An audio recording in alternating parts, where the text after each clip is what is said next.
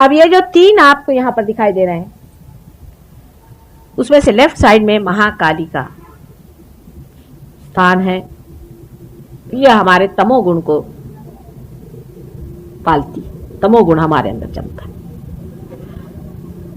इसे और चंद्र नाड़ी भी कहते हैं। अब देखिए कि पृथ्वी की रचना भगवती ने कैसे की।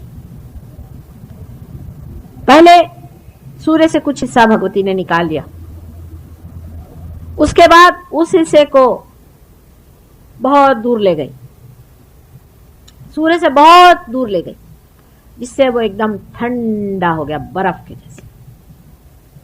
फिर उसको धीरे धीरे सूर्य के पास लाए, उससे वो पिघलने लग गया, उसमें पानी का प्रवाह शुरू हो गया। उसके बाद उसे फिर से वो जरा दूर ले गई, फिर नजदीक लाके ऐसा एडजस्ट कर दिया कि जिससे वहां सृष्टि हो सके, जिससे वहां जीव धारणा हो सके। ये सारा ब्रह्मांड जो है स्पाइरल में मूव करता है, स्पाइरल। मैं आपसे बता रही हूं, आप शायद हो सकता है 100 साल बाद लोग कहेंगे। बहुत सी बातें जो अभी अभी हमने कही थी वो भी अब लोग कहने लग गए, तो स्पाइरल में मूव करता है।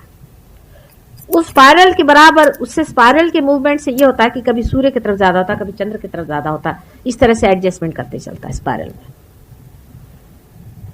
तो सूर्य नाड़ी और चंद्र नाड़ी हमारे अंदर दो नाड़ियां हैं। राइट साइड में जो नाड़ी है उसे सूर्य नाड़ी कहते हैं, और चंद्र नाड़ी को जो कि हमारे अंदर बसती है मनुष्य के अंदर, इसे चंद्र नाड़ी को ईड़ा नाड़ी कहते हैं। इसमें भी बड़े घोटाले हैं, मैं देखती हूँ इतना कंफ्यूजन है, इतना कंफ्यूजन। और राइट साइड में जो नाड़ी है उसे पिंगला नाड़ी कहते हैं। राइट साइड की नाड़ी जो है सूर्य नाड़ी है, लेफ्ट साइड की नाड़ी चंद्र नाड़ी।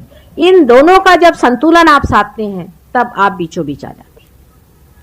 एक एक्सट्रीम में कोई गए तो पेंडुलम जैसे एक जगह गए तो दूसरी जगह फिर जाना शुरू होता है। जैसे कि मैंने बताया था, जहां रजोगुण बहुत ज्यादा हो गया है प्रदेशों में, तो उन्होंने तमोगुण में आना की शुरुआत कर दी। माने जो बहुत ज्यादा बढ़ गए उसके बाद सुसाइड शुरू हो गए, तमोगुण में आना, और नहीं तो शराब पीना और फिर गांजा और इस तरह की चीजें जिससे बैलेंस आ जाए। उसका एक पेंडुलम इधर गया तो उधर से उधर दौड़े, उधर से उधर दौड़े। बीचों बीच सत्वगुण है, बिल्कुल मध्य में, देख रहे हैं ना आप, एकदम मध्य में।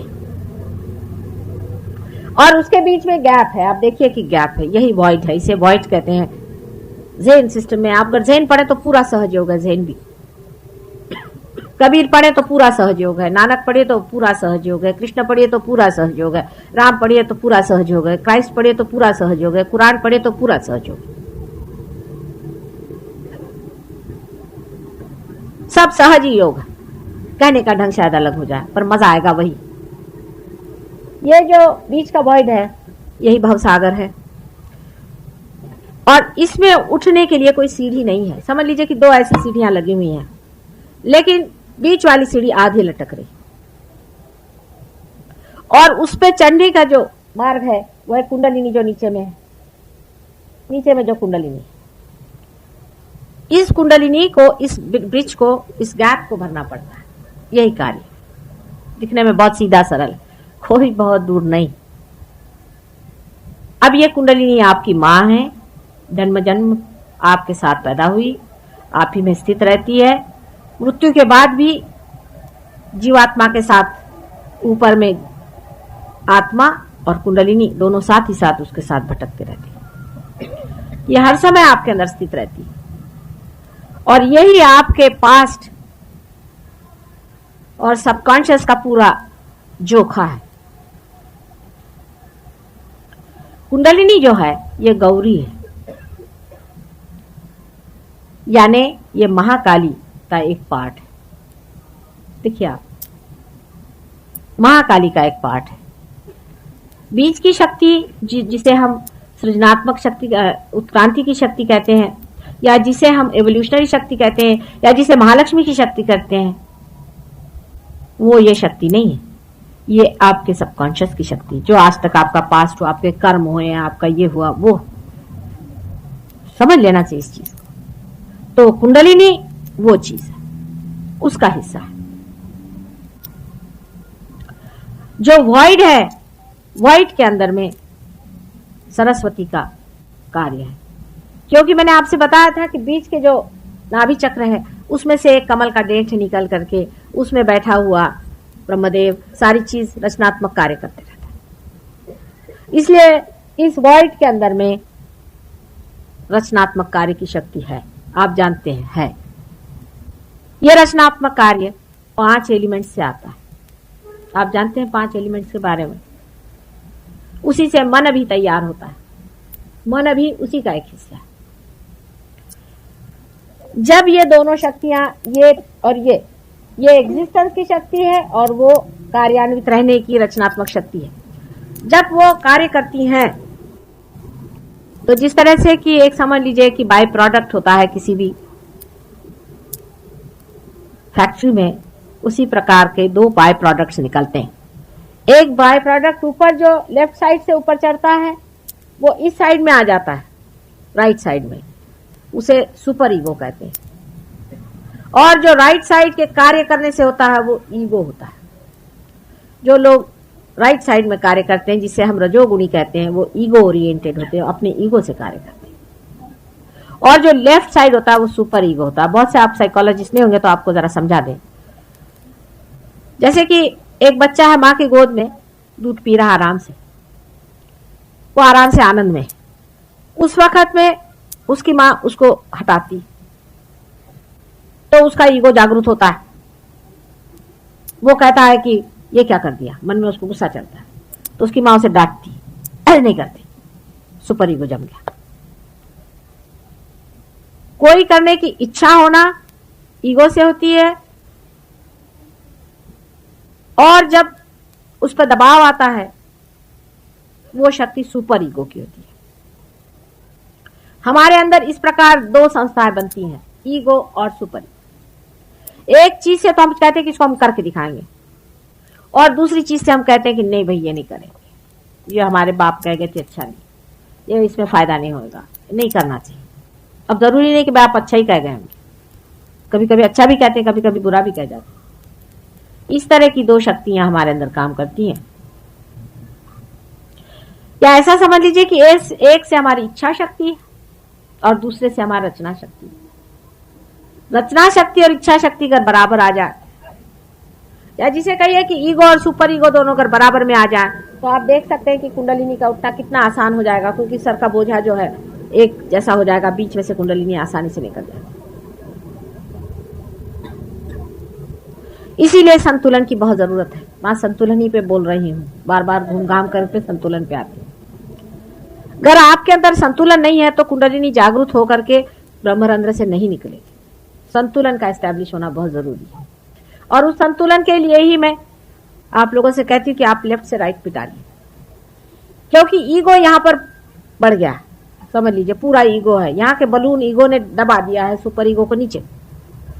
तो आपसे मैं कहती हूँ कि आप इस तरह से ऊपर उठाइए, तो ऊपर ईगो उठेगा और ईगो नीचे आ जाएगा, फिर आप उठाइए, फिर आप करिए, धीरे धीरे करते करते ये हो जाएगा कि बीचों बीच आ जाएगा। वो भी मेरी और हाथ करना पड़ेगा, नहीं तो आपका हाथ से थोड़ी कुछ उठने वाला। जैसे बीच में आ जाएगा कुंडलिनी उठ के खट से ऊपर चले जाएगा।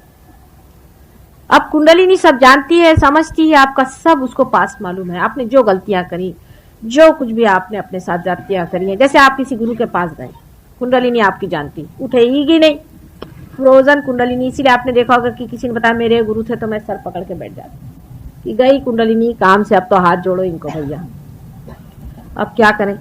अब लोगों को ये लगता है कि माता जी क्यों गुरुओं को बुरा कहते हैं, क्योंकि अगर तुम्हारी कुंडलिनी उन्होंने फ्रीज कर दी तो मैं आपका क्या करूंगी। और दूसरा ये कि आपका क्या होगा, कितना सर्वनाश है। सोचो, आप ही सोचो कि आपका कोई उद्धार नहीं हो सकता, आप पार नहीं हो सकते, जन्म जन्मांतर तक नहीं हो सकते। और ये कहने पर भी लोग कहते हैं कि नहीं हमारे गुरु तो बड़े अच्छे। फिर सोचते हैं क्या इन पे एकदम भूत बाधा है क्या। कितना भी कोई परेशान करे, कुछ भी तकलीफें हो, सारा शरीर भी टूट जाए, हार्ट से भी मर जाए, तो भी वाह हमारे गुरु बड़े अच्छे। इसका कारण क्या? इसका कारण एक ही सीधा सरल बैठता है कि कोई ना कोई आपके ऊपर पकड़ है, आप सोचना ही नहीं चाहते असलियत को क्या है। अब ईगो किसी आदमी का बहुत जबरदस्त बड़ा होता है। अब उसके अनेक तरीके हैं, आपसे मैंने पहले ही बताया। ईगो की बीमारी ऐसी होती है कि वो बीमारी पता ही नहीं चलती। अगर आपका तमोगुण ज्यादा हो, सुपर ईगो ज्यादा हो, तो आदमी के बदन में, उसका बदन टूटेगा, वो कहेगा माँ मुझे यहाँ दुखता है, मेरे पैर पकड़ गए, मैं जकड़ गया हूँ, पता नहीं कोई तो भी मेरे गर्दन में बैठ गया है, उसको पता चलता है। पर ईगो तो अपने को अपने ऊपर बिठाया होता है, तो वो तो घोड़े पे चलता है। वो तो उसके पास आप जाइए तो मेरे को लेक्चर देना शुरू करता है। मैंने कहा अच्छा भैया, अभी गई थी मैं कोई मिनिस्टरों के पास में, उन्होंने मेरे को लेक्चर देना शुरू कर दिया। इधर आप लोग का प्रोग्राम होने वाला था, उन्हीं के मैं लेक्चर अभिभूत सुनती रही। मैंने कहा वाह भाई वाह, ये रोज लेक्चर देते हैं, अभी इनको एक मैं ही चाहिए थी लेक्चर सुनाने के लिए। अच्छा भाई सुना लो, तुम्हारा भी मन हो जाए, इधर तुम लोग बैठे रह गए, मैं वहां बैठे रह। ऐसा चलता है। इसलिए ईगो ऐसी चीज है, इसको अहंकार एक बार हो जाए, उसको समझाना बहुत मुश्किल होता है। सूक्ष्म अहंकार भी बहुत होते हैं। जैसे किसी ने कुछ पढ़ लिख लिया, तो मेरा तो इस पे विश्वास ही नहीं, माता जी की कुंडलिनी उठती है। अब साहब आपका विश्वास ही नहीं, मैं तो विश्वास ही नहीं कर सकता। आपका विश्वास किस चीज पर है? आपने क्या जाना, आपने क्या देखा? आप आइए देखिए। और आपका विश्वास नहीं है या है, इससे क्या फर्क पड़ने वाला है भगवान को? आप आए, मुझे पूर्ण विश्वास भगवान पे है। माने आप कहाँ के अफलातून हो गए? अरे ये सृष्टि क्या आपने बनाई थी? क्या आपके बाप ने बनाई? इस पेड़ के नीचे जो बैठे हुए हो, ये क्या आपने बनाया था? मुझे पूर्ण विश्वास परमात्मा पे है। इस तरह से जो मनुष्य बातें करता है, मुझे आती हंसी। जिसने सारी सृष्टि की रचना की, जिसने सारा संसार बनाया, जिसने आपको बनाया, आपके बच्चों को बनाया, जो चीज संसार में आज जगमगा रही है, वो सारे जिसकी कृपा दृष्टि से हो रहा है, उसके ऊपर आप विश्वास करते हैं, बहुत उपकार करते हैं आप उसके। परमात्मा पर अगर विश्वास ही नहीं है, तो आपसे बढ़ के अकलमंद कौन होगा? तो को पागल जैसी बात है। बिल्कुल, मैं जब पैदा हुई तो मुझे लगता है मैं कौन से पागल खाने में आ गई। फिर यह कि हाँ मैं तो सब कुछ जानता हूँ माता। हाँ मैंने पढ़ा था सारी, मैं ये किताब पढ़ के आया, उसमें ये था। अब किताब कहीं भी किसी भी छाप खाने में आप छपा दीजिए, छप जाती। कोई भी छाप सकता है जिसका मन हो छापे। और भगवान के ऊपर अगर कोई छापे तो कोई उसके लिए नियम नहीं है, कोई कायदा कानून नहीं कि उसको पकड़े भाई तूने ऐसे क्यों छाप। अगर कोई कहे भगवान का यह हाल है तो हाँ भाई है, वो कहे कि भगवान का वो हाल है तो है। उसका कोई ऐसा कहीं कायदा है, कोई कानून है जहां आदमी हाथ पकड़े कि खबरदार भगवान पे बोलने वाले तुम कौन होते? हिटलर से लेकर के नेपोलियन से लेकर के सब ने भगवान पे लेक्चर जाने, किसी ने छोड़े थोड़ी। सब अपने को सोचते हैं उनको अधिकार भगवान पे लेक्चर देने का। इनसे पूछिए कि तुमको क्या मालूम है भगवान के बारे में बेटे, क्यों बोलते? वाह मैंने इतनी किताबें लिख डाली, मैंने फलाना पढ़ डाला, दिखाना, मैंने अमेरिका गया था वहां मैंने इतने लेक्चर दिए, मैंने इसके इतने लेक्चर पढ़ डाले। एक एक एक एक इस तरह से एक तरह का बड़ा सूक्ष्म एग्रेशन है, आप इसको समझ नहीं पाते। ये मनुष्य के इंटेलेक्ट पर एक एग्रेशन है, बड़ा भारी एग्रेशन है। ये आपको मेंटल फीड्स देते हैं, भगवान की बातें करने लगे, बातें आप सुन रहे हैं, बड़े अच्छे बोलते हैं साहब। वो एक साहब है, क्या भाषण देते हैं, बस सुनते ही रहिए, पता ही नहीं चलता टाइम का, अच्छा मनोरंजन हो रहा है। भगवान पे बोलने का हर एक को अधिकार नहीं, गीता पे बोलने का तो किसी को भी अधिकार नहीं। गीता के लेक्चर होते हैं माता जी, मैं बस गीता के लेक्चर में जरा जाता हूँ, और आपका आज्ञा चक्र पकड़ा पड़ा है, गीता के लेक्चर में नहीं जाऊं। बेटा जो तुमको गीता समझा रहा है वो क्या पार है? पार हुए बगैर आपको धर्म में बोलने का या गीता पे बोलने का कोई भी अधिकार नहीं। जो मनुष्य पार हुए बगैर कोई सा भी लेक्चर देता है, वो ऐसा ही है जैसा एक अंधा आदमी आपको रास्ता बताए। लेकिन धर्म में अंधा कौन है, देखता कौन है, ये जानने का भी कोई मार्ग ही नहीं।